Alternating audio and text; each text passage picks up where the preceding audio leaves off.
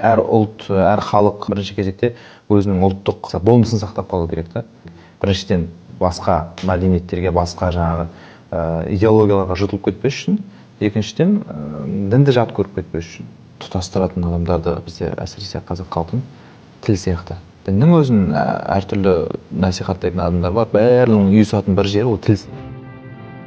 Тәпсір ғалымдар айтады, адам атаны жаратқан кезде оған жаңағы бүкіл атауларды үйретті дейді ғой. Сөйтіп періштелерге екеуінің арасында сайыс болды, адам жеңіп кетті, сосын періштелер адамға сәжде етті деп айтады ғой. Сол жерде Фахруддин Рази деген тәпсір ғалым айтады, алла тағала адамға атауларды үйретті дегенде әртүрлі тілдерді үйретті дейді. Алла тағала әр бар қазіргі тілдерді адамға үйретті дейді. Енді бірінші адам ғой, жалғыз адам. И ол сөйтіп балаларына үйрету арқылы сол тілдер бізге жетті дейді.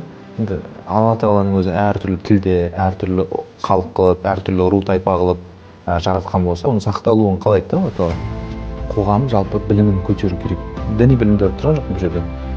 Тарихтан хабар болу керек.